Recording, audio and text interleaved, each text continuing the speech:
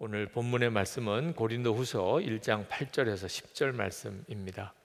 고린도후서 1장 8절에서 10절, 저와 여러분이 교독하고 10절은 같이 함께 읽겠습니다. 형제들아, 우리가 아시아에서 당한 환난을 너희가 알지 못하기를 원치 아니하노니 힘에 지나도록 심한 고생을 받아 살 소망까지 끊어지고 우리 마음에 사형 선고를 받은 줄 알았으니 이는 우리로 자기를 의뢰하지 말고 오직 죽은 자를 다시 살리시는 하나님만 의뢰하게 하심이라. 다 같이 그가 이같이 큰 사망에서 우리를 건지셨고 또 건지시리라. 또한 이후에라도 건지시기를 그를 의지하여 바라노라. 아멘.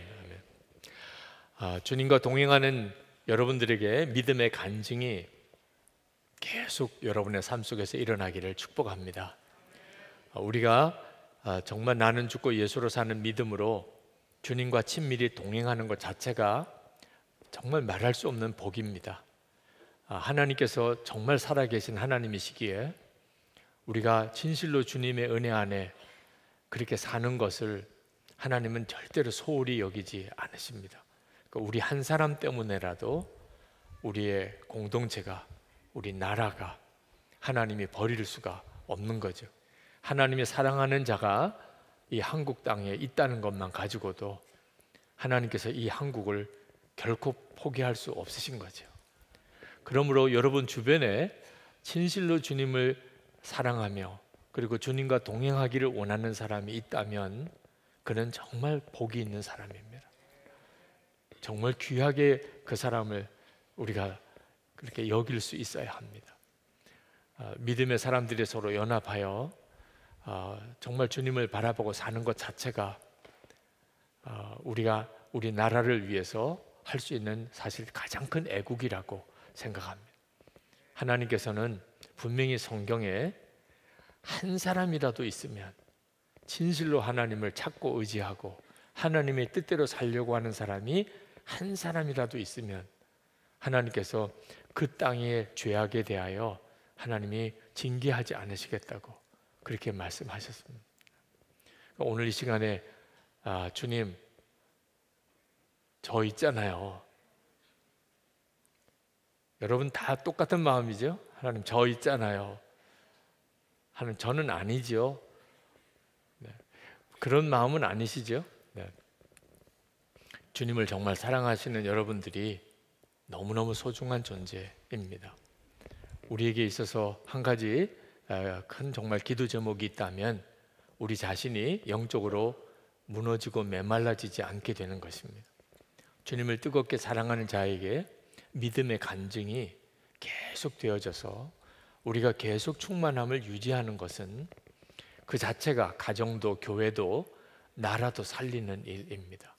우리 자신의 영이 살아있다는 것 자체가 하나님께서 받으시는 가장 큰 예배입니다. 혹시 여러분 중에 날씨의 무더위 때문에 또는 요즘 일본과의 여러 가지 뉴스들 때문에 마음이 상하고 공고하신 분들 혹 있습니까? 사실은 엄밀히 말하면 무더위 때문도 아니고 또 뭐 일본 아베 정권 때문도 아니고 우리 스스로가 성경이 말하는 믿음의 삶의 현장으로 그렇게 우리를 살게 하지 않았기 때문에 우리가 영적으로 메말라져 가는 것입니다.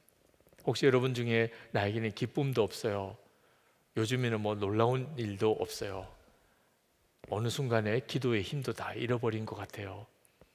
만약 그런 분이 있다면 여러분의 삶과 성경이 얼마나 일치하고 있는지를 한번 볼 필요가 있습니다. 내가 진짜 정말 잘 살아가고는 있는 건지, 그런데도 하나님 역사를 안 하시는 건지. 오늘 읽은 본문의 말씀이 아주 짧은 사도 바울의 고백이지만 오늘 본문에만 놓고 봐도 사도 바울이 어떤 삶을 살았는지를 금방 알 수가 있습니다. 8절에 보면 우리가 아시아에서 당한 환난을 너희가 알지 못하기를 원치 아니하노니 힘에 지나도록 심한 고생을 받아 살 소망까지 끊어지고 우리 마음에 사형 선고를 받은 줄 알았으니. 사도 바울은 지금 전도 여행을 하고 있는 중입니다. 그런데 얼마나 고생스러웠으면 이렇게 표현을 했겠습니까? 살 소망을 잃어버린 것 같았다. 이젠 다 죽었구나. 꼼짝없이 죽었구나. 뭐 그런 심정이었다는 거죠. 그때 사도 바울은 어떻게 그 어려움을 이겨나갔느냐 하면 오직 죽은 자를 다시 살리신 하나님을 의지할 뿐이었다. 정말 죽은 자를 다시 살리시는 하나님만 의지하는 그 믿음으로 그 어려움을 이겨나갔다는 거예요.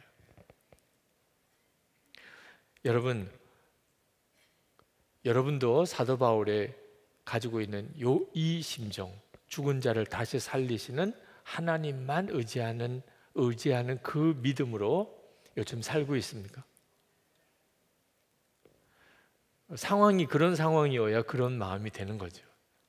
상황은 사도 바울과 같은 그런 정말 이제는 살 소망도 다 끊어졌구나 이런 형편이 아닌데 죽은 자도 다시 살리시는 하나님만 의지하는 그런 믿음으로 산다는 것은 잘 맞지도 않는 거잖아요.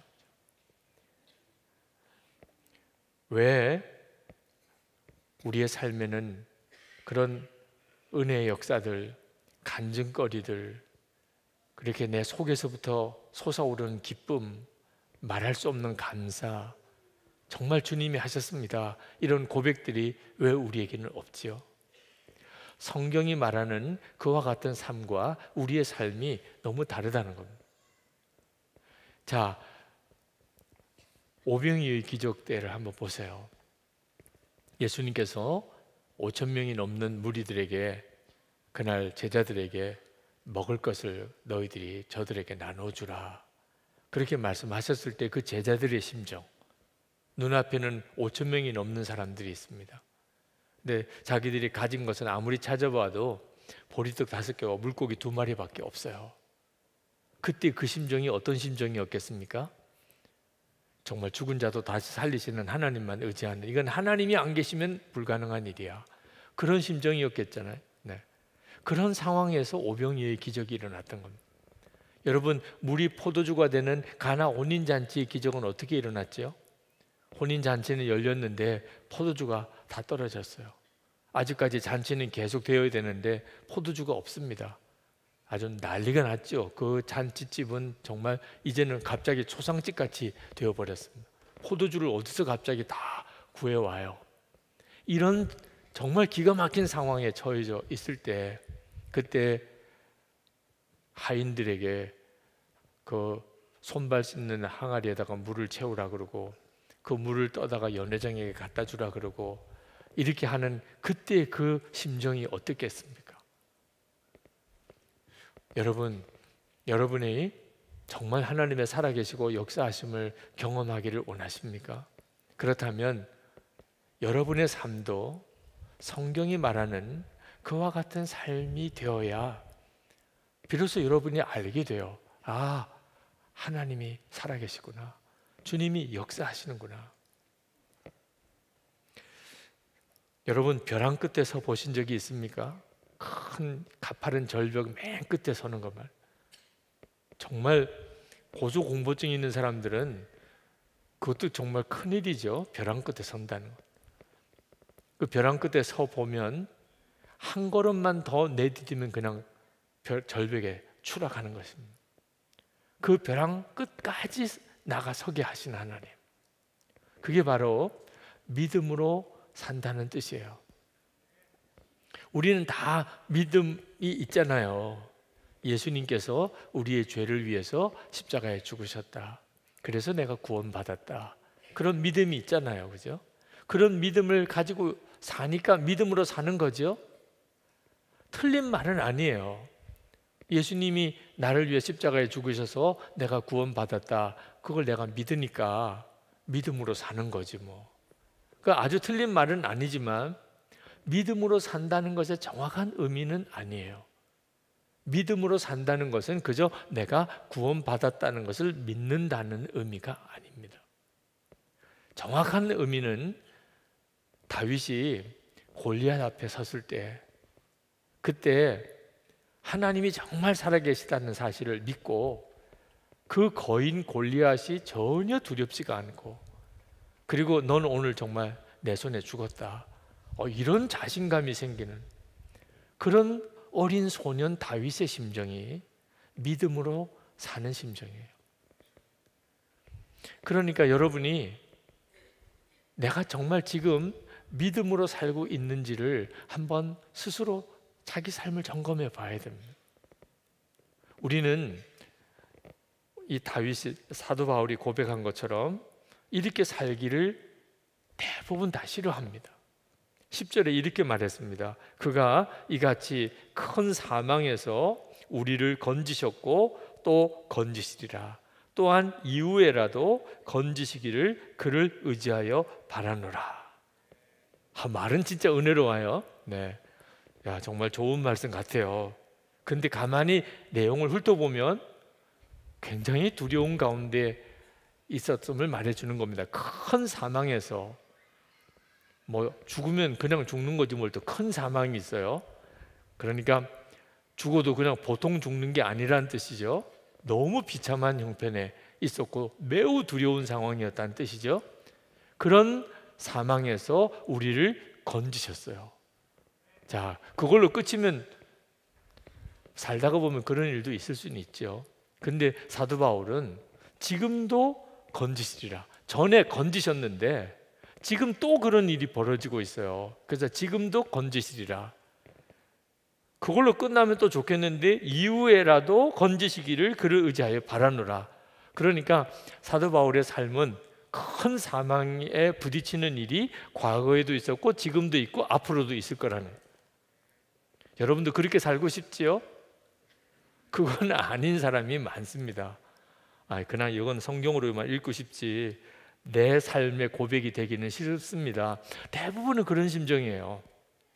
그냥 우리는 편안하게 살고 싶고 큰 고생 없이 살고 싶고 어려움 없이 살고 싶고 내 마음대로 되었으면 좋겠고 우리는 그렇게 살고 싶어 합니다.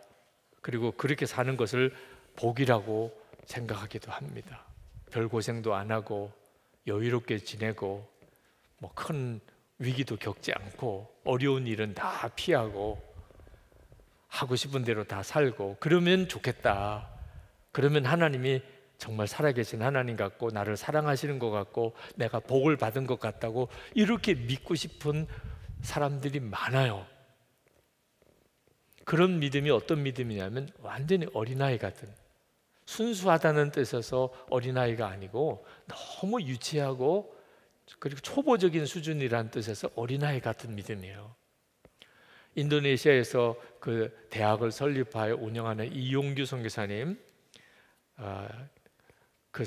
이용규 선교사님이 한번 유럽 코스타에 갔다가 어린 아들을 데리고 코스타에 참석을 했는데 그 어린 아들이 그 코스타 집회 중에 그 호텔에 있는 수영장에 갔었대요. 근데 수영복을 가지고 오지를 않은 거예요. 그냥 수영복 없이 그냥 팬티만 입고 수영해도 어떨까, 어린애니까 그런 생각을 하고 수영장을 갔더니 거기에 누가 벗어놓은 수영복이 있더래요. 누가 벗어놓고 가져가질 않았어요. 어린아이 수영복 하나가, 남자아이 수영복이. 그래서 얼마나 은혜에 감사했는지 여호와 이레라고 하더니 정말 하나님이 다 준비해 놓으셨구나. 그 어린아이가 얼마나 감사한지 그날 그 수영복 입고 잘 수영을 했대요. 근데 남의 수영복이니까 가져올 수는 없고 그냥 놓고 왔다는 거죠. 그 다음 날도 기도를 하고 왔대요. 하나님, 오늘도 수영복이 있었으면 좋겠습니다. 제가 수영복을 가져오지 않았는데 어제처럼 하나님 또 그렇게 해주세요. 그리고 갔더니 그날은 없더래요. 그래서 그 아이가 하나님 계신 거야? 이러더래요. 어제까지는 그렇게 할렐루야 감사합니다. 그러다가 누가 벗어놓은 수영복이 없는 것 때문에 하나님을 갑자기 의심하는, 정말 하나님 계신 거야? 이러면서 막 짜증을 내는 걸 보고 선교사님이 깜짝 놀랐다는 거죠. 어린애니까 그 정도만 돼도 그냥 웃고 지나갈 수가 있겠지만 평생 그런 수준으로 산다는 것은 이건 정말 끔찍한 일이거든요. 하나님은 그저 나에게 필요한 것은 다 해결해 주시고 어려운 일은 다 지나가게 하시고 어떤 고생도 어려움도 없이 그렇게 살기만, 그렇게 그게 하나님이신 걸, 하나님을 믿으면 그런 복을 받는 줄로만 여기는 이런 믿음이 되니까 간증할 것도 없어요. 특별한 은혜도 없어요. 기쁠 일도 없어요. 진짜 하나님 살아계신 거야? 맨 짜증 섞인 말만 하고 살게 되는 것입니다. 하나님은 우리를 벼랑 끝으로 가서 서게 합니다. 어떻게 보면 참 잔인해 보이기도 합니다. 믿음으로 산다는 것, 하나님을 정말 믿고 천지를 지으시고 지금도 함께 계신 그 하나님을 믿고 산다는 것은 단순히 내가 구원받았다는 것을 믿는 것만 아니고 실제로 우리가 살아가는 삶의 현실 속에서 마치 한 걸음만 더 디디면 절벽에 떨어지는 바로 그 자리까지 가게 만드시는, 얼마나 아슬아슬해요. 얼마나 두려워요. 하나님이 모세를 택하셔서 그리고 그 모세를 벼랑 끝까지 가 서게 만듭니다. 바로 왕에게 가서 이스라엘 백성, 내 백성을 다 풀어주라, 이 말을 하라는 거예요. 이거 진짜 벼랑 끝에 가서는 거죠. 아니 세상에 어떻게 감히 그 이집트의 바로 왕에게 80 노인이 된 모세가 가서 하나님의 백성을 다 풀어주라, 그렇게 요구할 수 있냐 말입니다. 하나님은 우리를 어떤 때는 정말 이해할 수 없는 벼랑 끝으로 몰아내는 것 같아요. 하나님을 믿고 살다가 보니까 이러다가는 나 죽는 거 아니야? 이러다가 나 끝나는 거 아니야? 그런 심정일 때가 한두 번이 아니란 말이에요. 하나님이 이스라엘 백성을 애굽에서 구원해 내셨어요. 그래서 홍해를 건너서 이스라엘 백성을 완전히 건져내셨습니다. 그런데 눈앞에 펼쳐진 것은 광야예요. 광야. 뭐 살기 좋은 그런 푸른 초지가 있는 그런 땅이 아니고 그냥 사막과 같은 광야예요. 거기에 200만이 넘는 이스라엘 백성들이 그냥 광야로 내몰린 겁니다. 거기서 하나님은 이스라엘 백성들에게 매일매일 하나님이 주시는 만나를 아침에 받아서 그날 먹을 것만 딱 가지게 하셨어요. 조금만 더 가져도 냄새가 나고 다 썩어버렸습니다. 여러분, 그 광야에서 하나님이 주시는 하루 먹을 만나만 가지고 매일 그렇게 살아야 되는 거, 그게 바로 벼랑 끝에 서는 심정이에요. 여러분 중에도 지금 그런 형편이신 분이 있으실 거예요. 그냥 하루 먹을 것밖에 없어요. 하루 먹을 것. 매일 하루 먹을 것을 주님께 구하고 또 하나님이 또 하루 먹을 것은 주세요. 여러분 얼마만큼 그렇게 살 수 있겠어요? 이스라엘 백성은 40년을 그렇게 살았어요. 그러니까 벼랑 끝에서도 이런 벼랑 끝이 없어요. 하나님은 죽이시지는 않으셨어요. 절벽에서 떨어지게는 안 하셨어요. 그런데 벼랑 끝에 가서 서 있게는 하셨어요. 이스라엘 백성이 40년 동안 광야에서 그들이 살아갔던 방식입니다.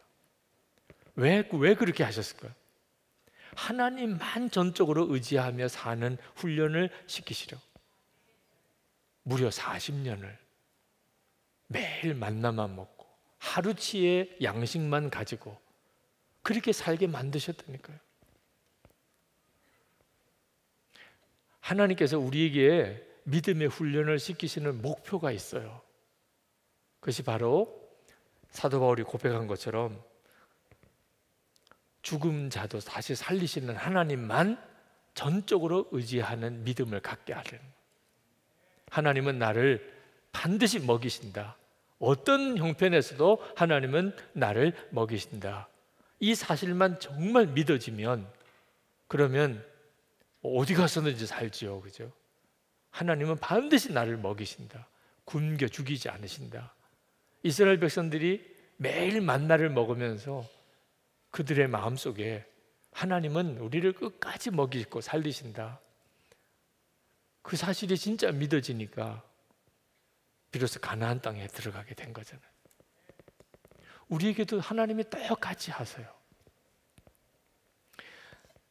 YM 남미 책임자인 알레한드로 로드리게스 목사님 저희 교회도 오셔서 말씀을 전하시기도 하셨습니다. 한계 너머에서 만난 하나님이란 책을 썼습니다. 그분이 그 책 속에서 뭐라고 이야기를 했냐면 하나님은 언제나 한계, 사람의 한계 너머로 우리를 부르신다는 거예요. 한계 너머로 건너와. 내가 생각하고 경험하고 그리고 알고 있는 것에 한계를 넘어서게 하신다는 겁니다.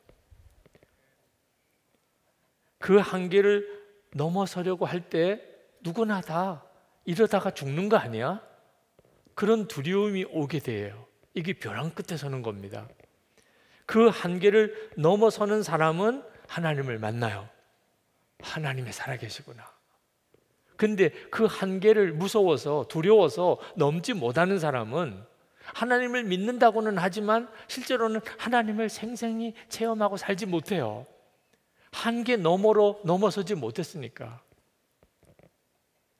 안전지대 떠나서 위험지대로 들어가라. 하나님이 계속 우리들에게 계속 말씀하세요. 계속 우리가 하나님을 바라보는 것이 열쇠예요. 우리가 계속 하나님을 바라보지 않아도 되는 곳이 안전지대예요.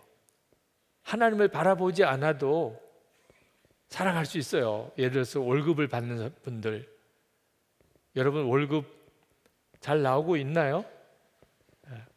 그러면 굳이 뭐 매일 하나님을 바라볼 필요가 없지요, 그죠?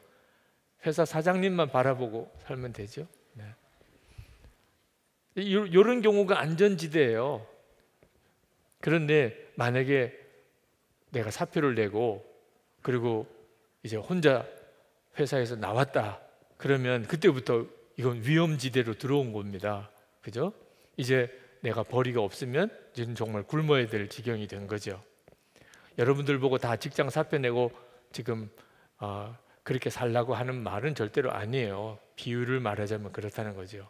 근데 하나님은 이상하게 그렇게 우리를 안전지대에서 위험지대로 우리를 자꾸 이끌어내시는 것 같은데 무조건 뭐 생활비가 보장이 되어 있는 곳에서 전혀 보장되지 않은 곳으로 나오라고 하는 게 요지가 아니고 초점은 하나님만 계속 바라보느냐 하는 것. 안전지대는 하나님을 바라보지 않아도 괜찮은 곳, 위험지대는 하나님만 계속 바라보아야만 살 수 있는 곳. 하나님은 어떤 스타일을 원하신다고요? 하나님만 계속 바라보아야만 사는 그런 위험지대 같은 곳으로 우리를 부르신다는 거예요.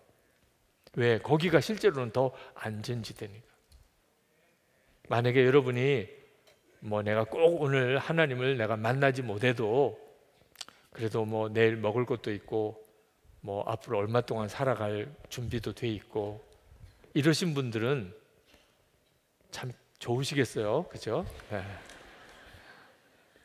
그러나 실제로는 우리 주님이 보시기에는 참 안타까운 거예요.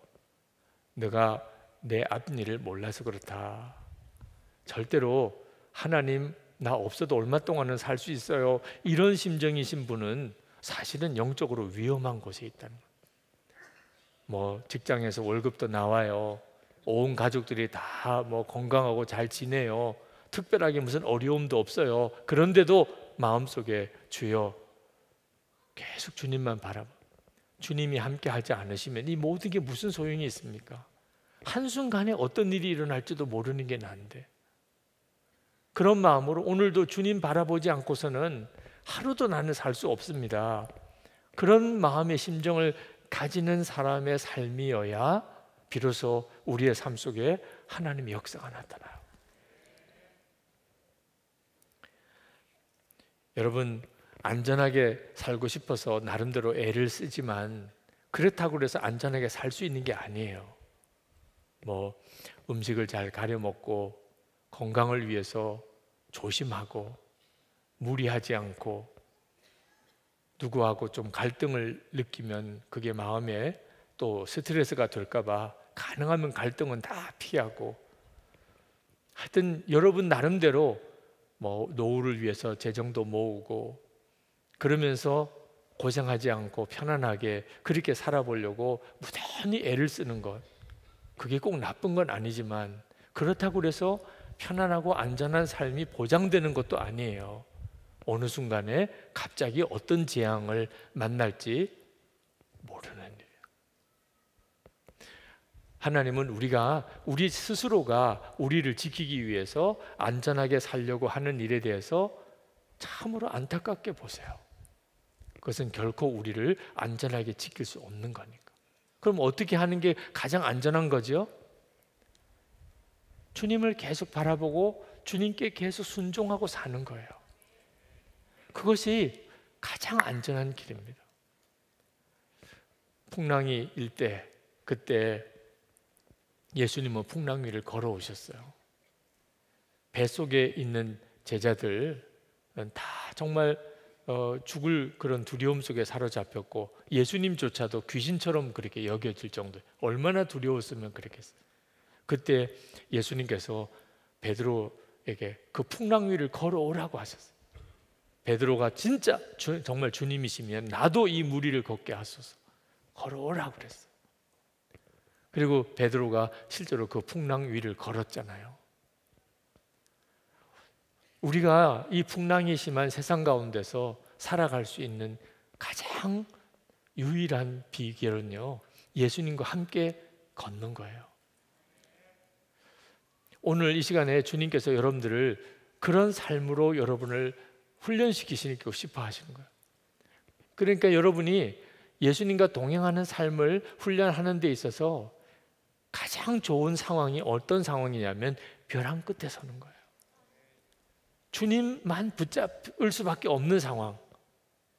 그 상황이 안 되면 그러면 여러분은 주님만 의지하는 훈련이 전혀 안 되는 겁니다. 물론 주님께서 이건 연습이다, 실제로 위험하지는 않아, 그냥 땅바닥에 금 그어놓고 여기는 절벽이고 여기는 그냥 절벽 위라고 생각해, 그 금이 있는 데까지 걸어가 봐. 그러면 뭐 다 걸어갈 거예요, 그죠? 네. 발 한쪽 발도 이렇게 절벽 옆으로 이렇게 내놨다가도 할 수 있을 거예요. 네. 거기 땅바닥에 금 그어 놓은 거라면, 연습으로 하는 거라면 얼마든지 우리는 잘할 수 있어요. 근데 중요한 거는 진짜 절벽에다 갖다 세워놓고 이 절벽 끝에까지 가봐 할 때는 문제가 좀 달라지는 거죠. 그죠? 내가 붙들어 준다니까 정말 주님이 나를 붙들어 주실까? 내가 절벽의 끝에 서도 주님이 나를 붙잡고 와 주실까? 주님이 이제 절벽 끝에 가 섰냐? 예, 섰습니다. 그럼 한 걸음 더 나가. 정말 가슴 떨리는 순간이죠. 주님이 안 잡아주면 나는 그냥 떨어지는 거예요. 자, 이런 상황이 우리 삶 속에서 계속 벌어지고 있어요. 그때 여러분 아셔야 돼요. 하나님께서 믿음의 사람들을 믿음으로 세워 가실 때 꼭 이런 상황을 쓰셨다는 거예요. 그러니까 여러분에게 있어서 중요한 것은 절벽 끝으로 가는 벼랑 끝에 서는 것에 대해서 두려워하지 말아야 합니다. 그때가 주님과 여러분 사이를 정말 붙들어 줄 수 있는, 점검할 수 있는 너무나 중요한 훈련의 기회입니다. 하나님은 정말 살아계시구나, 주님은 정말 살아계신 주님이시구나, 나와 함께 계시구나, 주님께만 순종하면 되는 거구나 하는 사실을 실제로 여러분이 경험하게 해주는 것입니다. 어느 장로님은 어느 날 마음에 결심을 하기를, 직장이 교회다, 주일에 이렇게 교회 와서 예배드리고 가는 것처럼, 전에는 이렇게 교회와 직장을 별개라고 생각했는데 주일도 교회 와서 예배를 드리지만 직장도 동일하게 내가 교회 가는 것과 같다, 그런 마음에 이렇게 결심을 했습니다. 그리고 삶이 완전히 달라졌다는 거예요.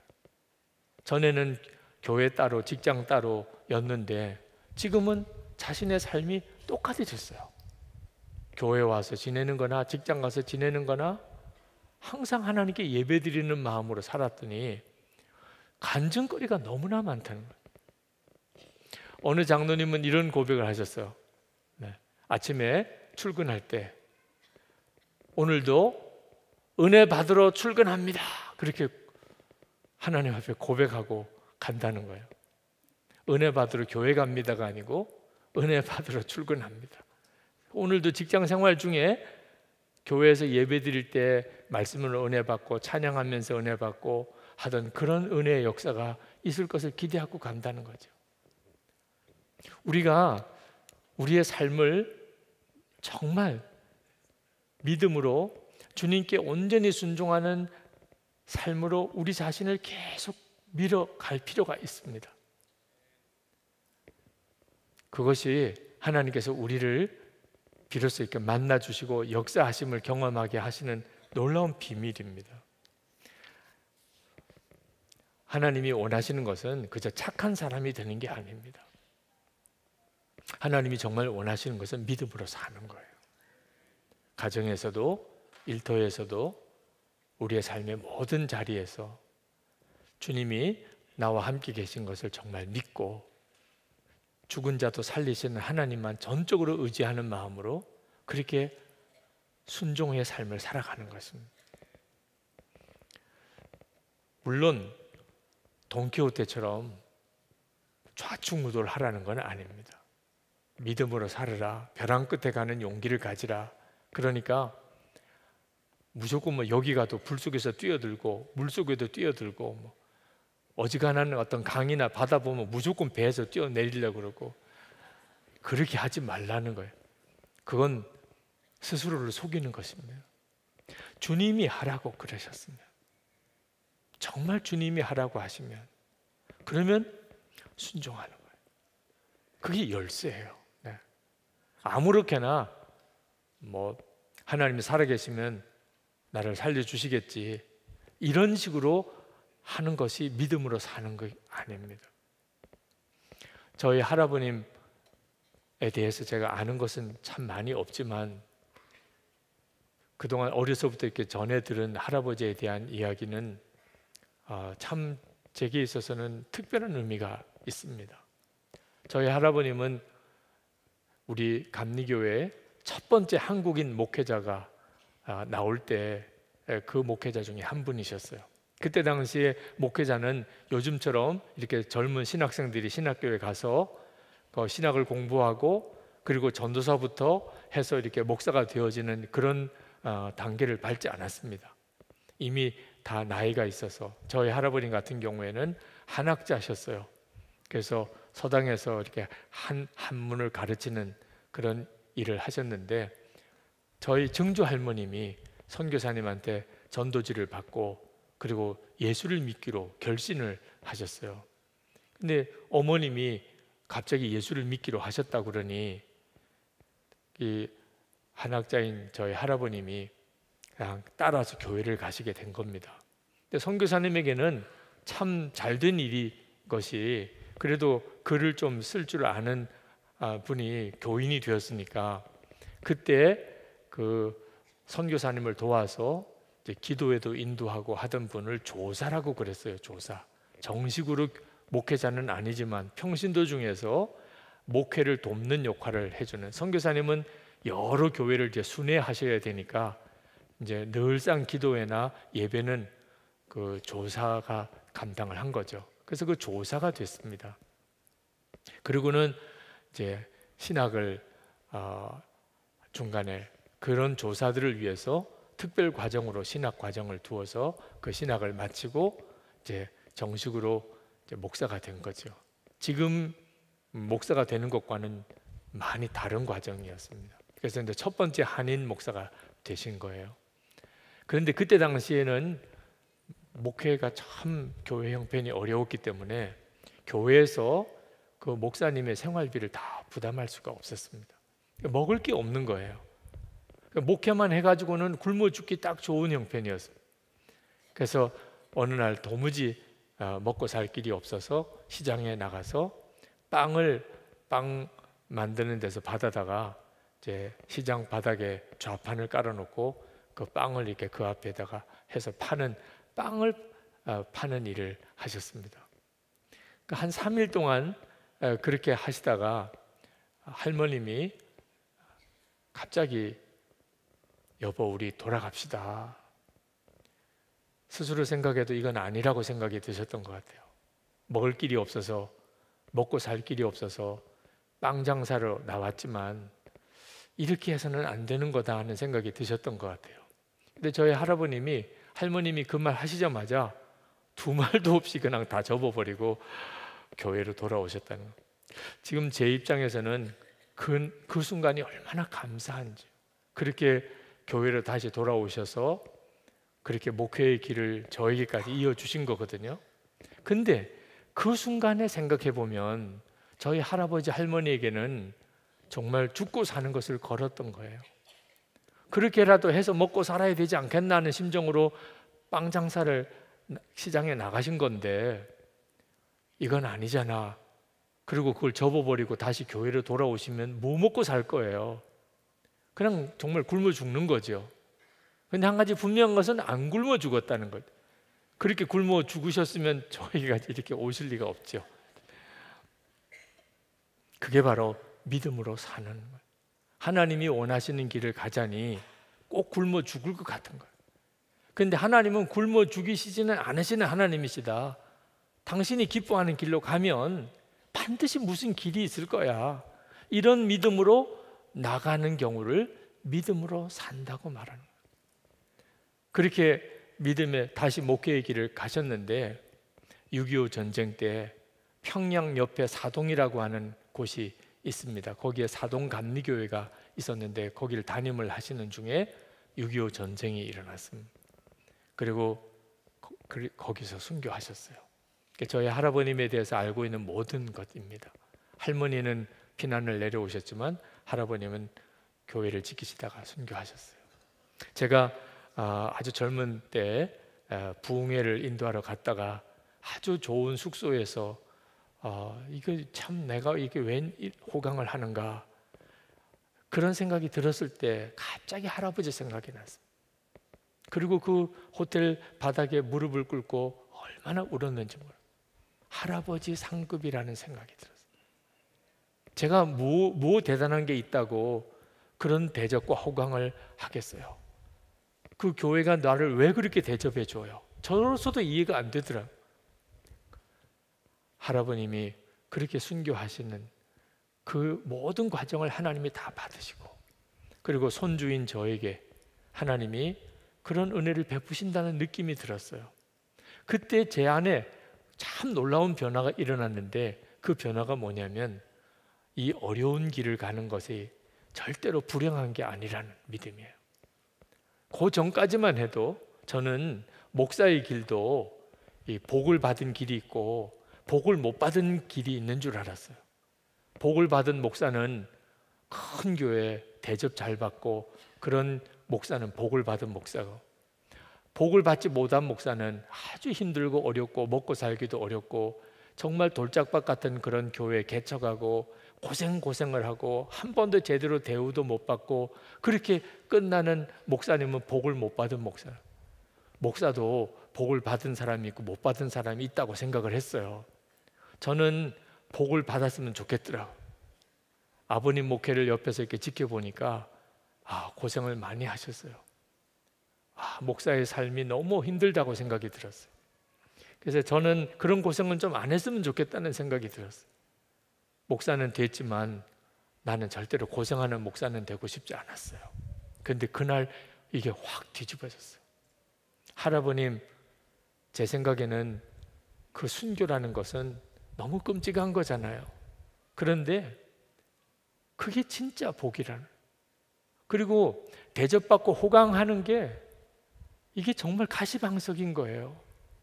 하나님 앞에 가 섰을 때 그때가 비로소 깨달아지는 거예요. 이 세상 사는 동안에 힘들고 어려운 사명의 길을 간 사람과 대우받고 그렇게 좋은 것만 누리고 살다가 하나님 앞에 간 사람, 하나님이 어떻게 받으시겠나? 이 세상의 기준으로 놓고 보면 대우받고 편안한 것이 복이죠. 그러나 하나님 앞에 가서 서서 보면 돌짝밭 사명의 길을 간 사람이 진짜 복이죠. 그때 나왔던 울면서 드렸던 기도가 돌짝밭 사명을 외면하지 않겠다. 좋은 길로만 대접받는 곳으로만 가겠다고 그렇게 안 하겠다고 하나님 앞에 그때 약속을 드렸어요. 여러분이 생각할 때는 제정신이 아니었구나 이렇게 생각이 드시겠지만 정말 그때는 마음에 진심으로 그게 그렇게 느껴지더라.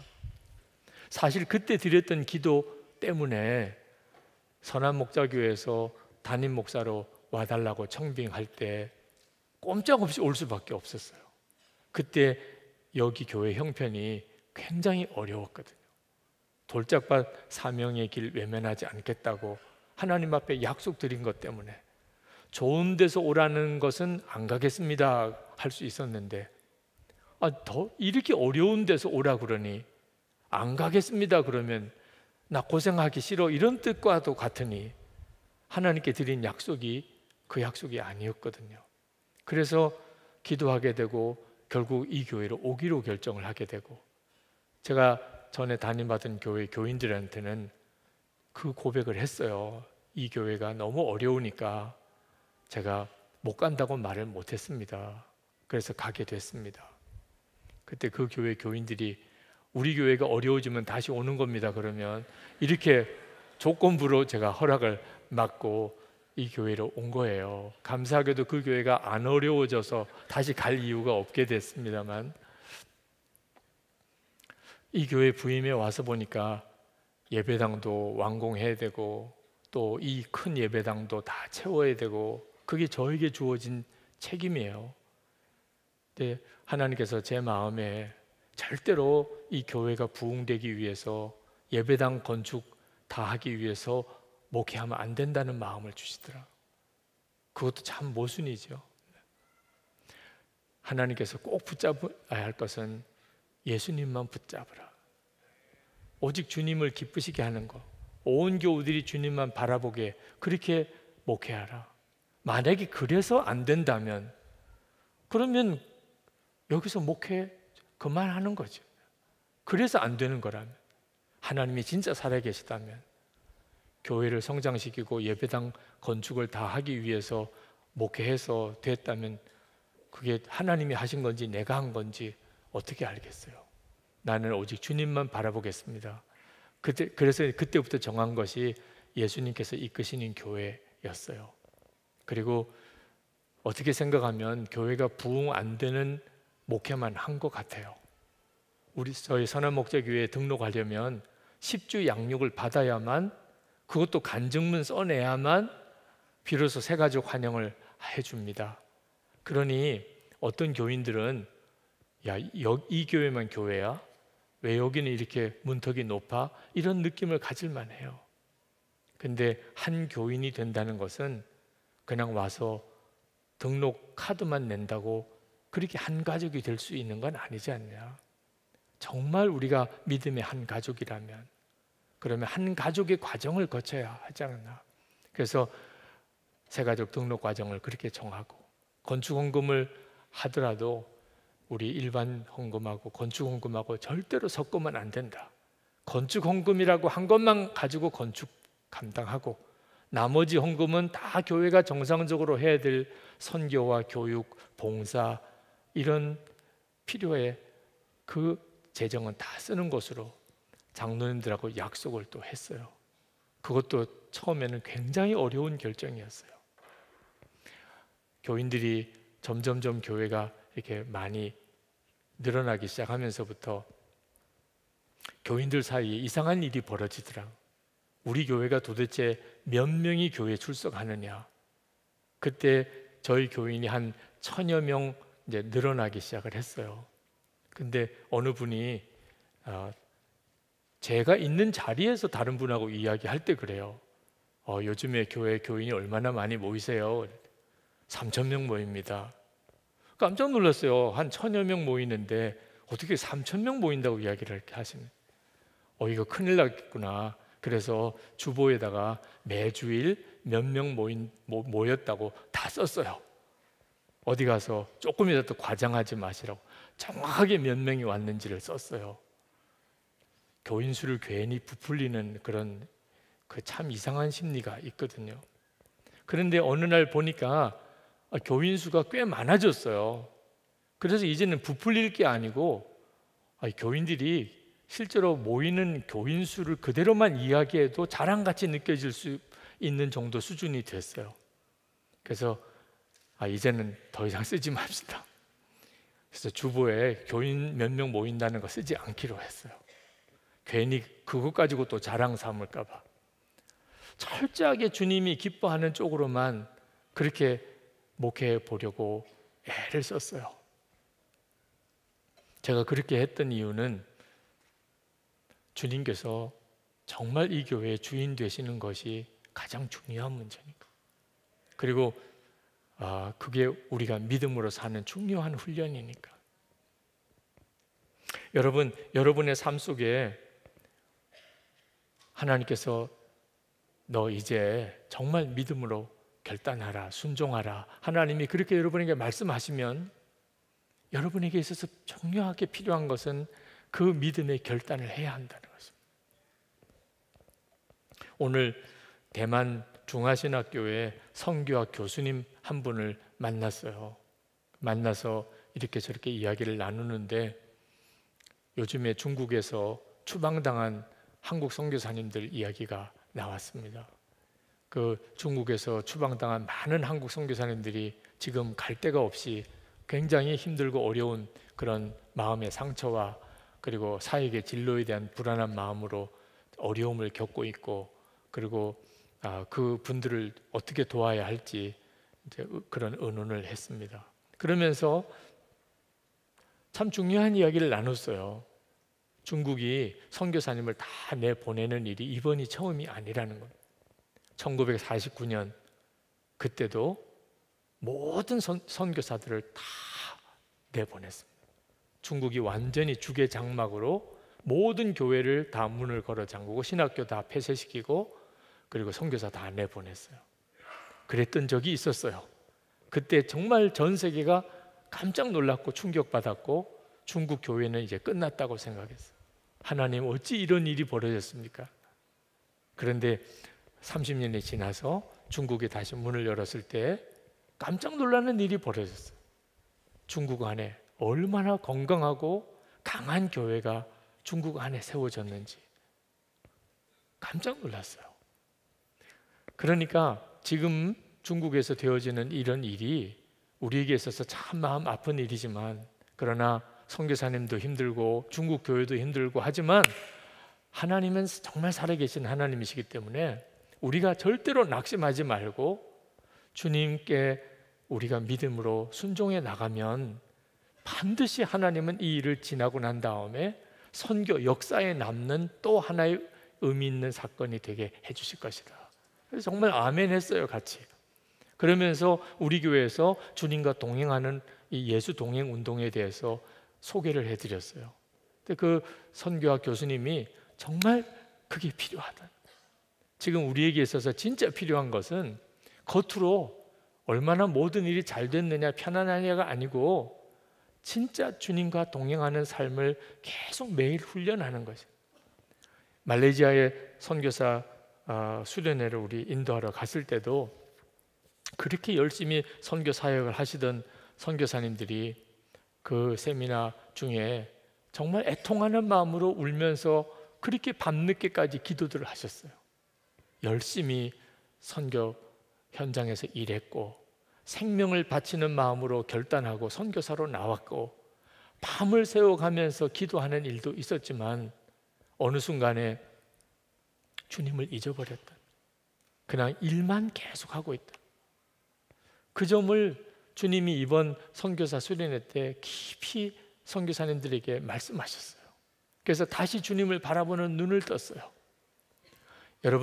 여러분에게도 주님은 똑같이 하세요. 주 예수님을 바라보는 눈을 뜨게 하기 위해서 주님은 우리를 때때로 벼랑 끝에 가서 서게 하십니다. 재정적으로 여러분들이 이 문제로 훈련 받으시는 분들이 있으실 거예요. 하나님이 돈이 없어서 우리를 재정에 궁핍함을 주시는 게 아닙니다. 여러분의 건강 때문에 지금 아주 어려운 처지에 정말 처해져 있는 분도 있으실 거예요. 예수를 믿는 것 때문에 어떤 관계에 어려운 문제가 생긴 분들도 있을 겁니다. 그러니까 예수님을 믿는 것 때문에 내가 이거 죽는 거 아니야? 망하는 거 아니야? 내가 이거 정말 굶지 않겠어? 여러분, 이런 지금 상황에 처해져 있는 분들도 있으실 거예요. 그때 여러분 꼭 기억하세요. 성경을 정말 다시 읽어보세요. 성경에 하나님을 정말 제대로 믿은 사람은 다 이렇게 벼랑 끝에 가는 믿음의 훈련을 다 했습니다. 그리고 하나님 없이도 괜찮은 삶을 사는 것을 빨리 벗어나야 돼요. 하나님 없이는 한순간도 내가 살 수가 없어요. 이런 마음이 되어야 진짜 기도가 나오는 거예요. 1시간 기도 운동을 다시 시작하려고 합니다. 우리 교구 목사님들하고 의논을 했어요.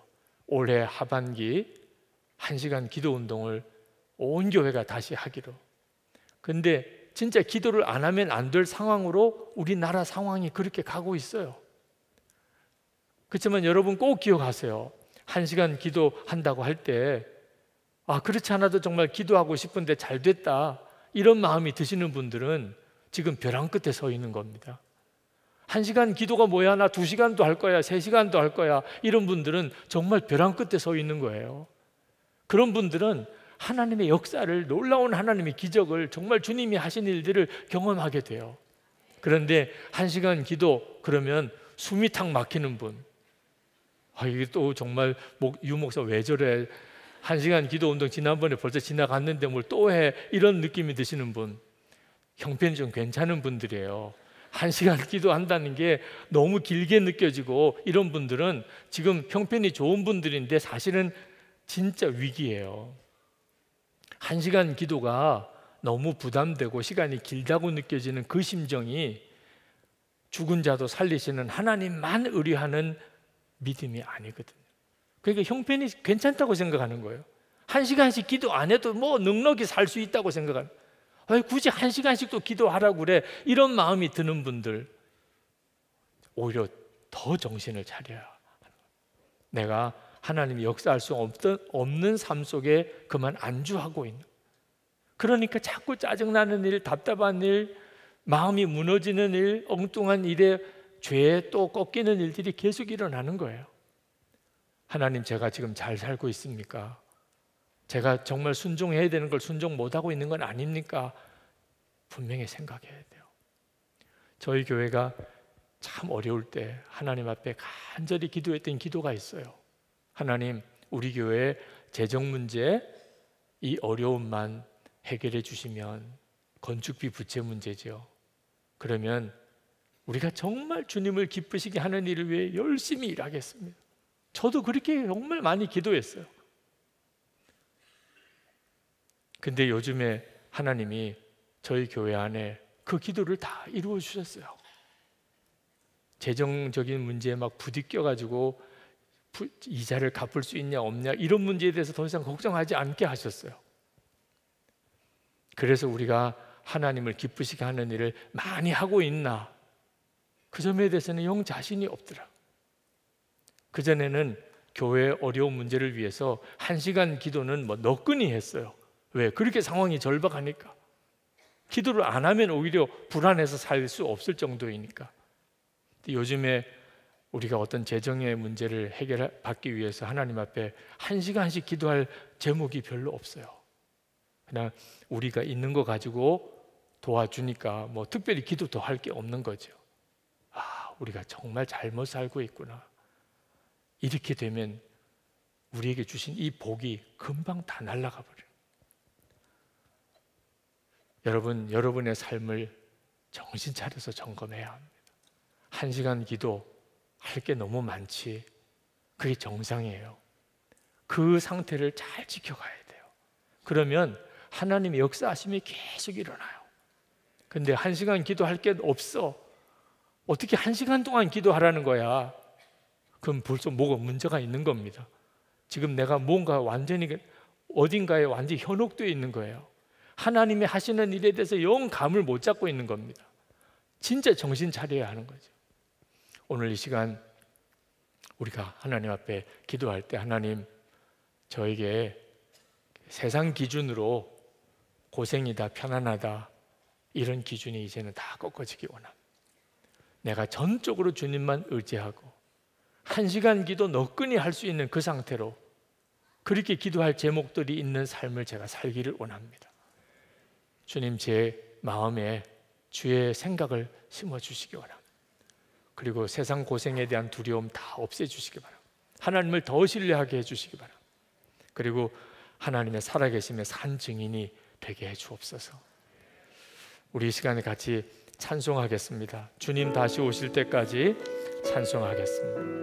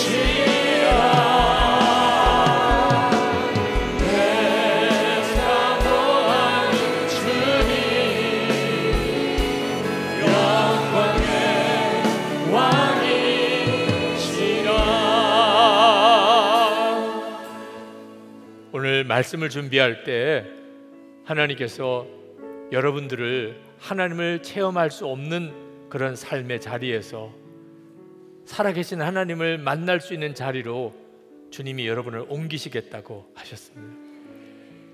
첫 번째 우리 기도할 때 하나님, 세상 기준으로 힘들다 어렵다 더 이상 주님 그렇게 판단하지 않겠습니다. 그렇게 판단하고 살았던 것을 회개합니다. 주님만 함께 하시는 삶, 주님이 이끄시는 삶, 두려움 없이 담대하게 오직 주님만 붙잡고 가는 삶을 살아가겠습니다. 우리 주여 한번 부르짖고 기도하겠습니다. 주여! 할렐루야. 놀라우신 주님의 은혜를 구하여 주시기 원합니다.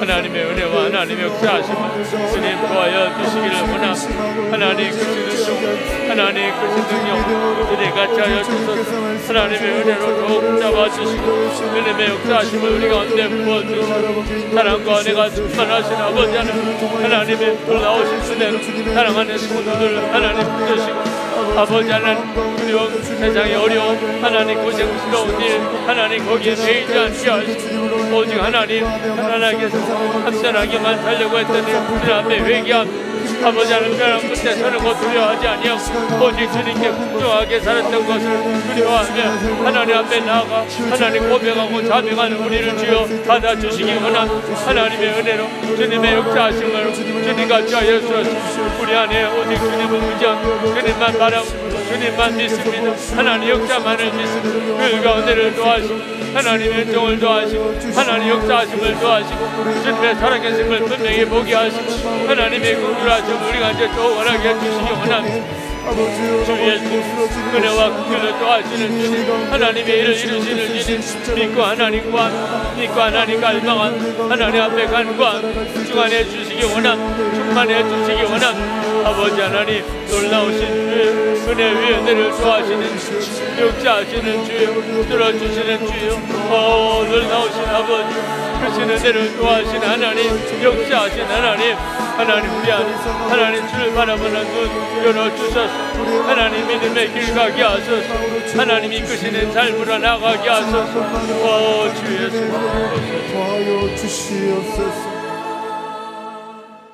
벼랑 끝에 나가 설 필요도 없이 이미 지금 벼랑 끝에 있다고 느껴지는 분들이 오늘 이 자리에 있으실 겁니다. 9절 말씀을 붙잡고 기도하겠습니다. 우리로 자기를 의뢰하지 말고 오직 죽은 자를 다시 살리시는 하나님만 의뢰하게 하심이라. 아멘. 주님, 제가 벼랑 끝에 지금 서 있습니다. 한순간에 절벽으로 떨어질 수도 있는 그런 위기 가운데 있습니다. 죽은 자를 다시 살리시는 주님만 의뢰합니다. 내가 믿는 주님은 죽은 자도 다시 살리시는 주님이십니다. 아브라함이 가졌던 그 믿음으로 나아갑니다. 더욱 주님만 향하여 순종합니다. 주님, 제 믿음을 붙잡아 주소서. 주님만 바라보고 나가게 하소서. 풍랑 위를 걸을 수 있게 해 주옵소서. 우리 주여 부르짖고 기도하겠습니다. 주여! 아버지 하나님 나의 하나님 앞에 나와 간구합니다. 더 이상 나를 의지하지 아니하고 하나님 오직 죽은 자 살리시는 하나님만 의지하고 오직 죽은 자를 살리시는 하나님만 바라보는 주님의 역사하심을 믿습니다. 하나님의 놀라운 은혜를 믿습니다. 긍휼과 온정으로 수하신 아버지 하나님 오늘도 하나님 수하고 염려하지 않고 하나님 강하고 담대하게 하나님 사랑하는 성도들 붙들어 주시기를 원합니다. 오늘도 하나님 주께서 세우소서 일으키소서 하나님의 능력으로 도하여 주소서. 하나님의 놀라우신 하나님의 긍휼이 우리 가운데 온전히 이루어지게 되기를 원합니다. 아버지 하나님 무슨 일이 있어도 어떤 환난이 있어도 어떤 시련이 있어도 하나님 주의 역사와 주의 영광만 하나님 계속해서 드러나게 되기 원합니다. 주님의 일만 나타나게 되기 원합니다. 주님만 오직 의지하며 나가게 되기 원합니다. 이것이 우리의 믿음이 되게 하여 주소서. 이 시간에 우리의 마음에는 모든 영 하나님 모든 염려가 다 떠나가게 되기 원합니다. 오직 주님을 찬양하며 하나님 주님께 감사하며 하나님 주님만 의지하며 하나님 주님께만 순종하며 나가게 하여 주시기를 원합니다. 크신 하나님 놀라우신 주여 사랑하는 성도들 하나님 그 가운데를 도와주셔서 오늘도 하나님 주의 손으로 인쳐주셔서 권능으로 인쳐주셔서 하나님의 능력으로 인쳐주셔서 주의 능력으로 사로잡아 주셔서 하나님 믿음으로 사로잡아 주셔서 하나님의 역사를 사로잡아 주셔서 믿고 주님 앞에 나아가는 가운데 하나님 우리 속에 하나님 모든 하나님 주님 오 주 예수님 약속하신 주님의 놀라우신 주님의 은혜 하나님 주님과 함께 지원의 때를 걷는 담대함을 허락하여 주시기를 원합니다. 주님의 은총을 하나님 살게 하소서. 하나님의 놀라운 능력으로 살게 하소서. 하나님 은혜로 살게 하소서. 오 주 예수님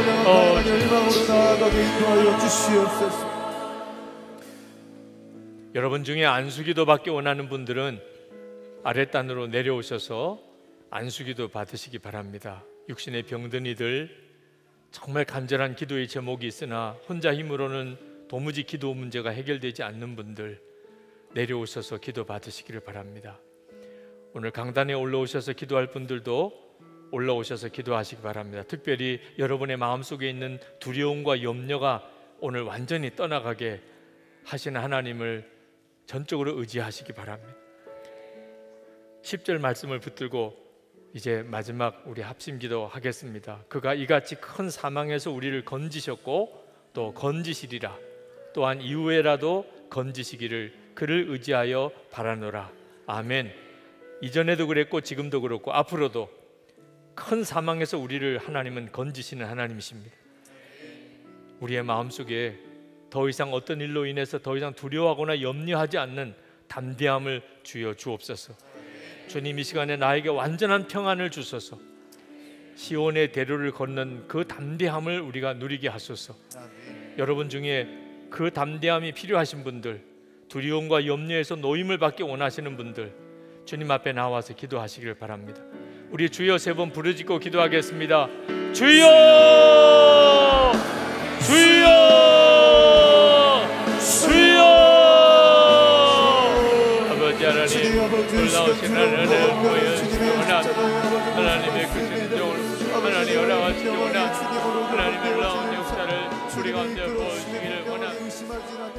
나의 주님, 나의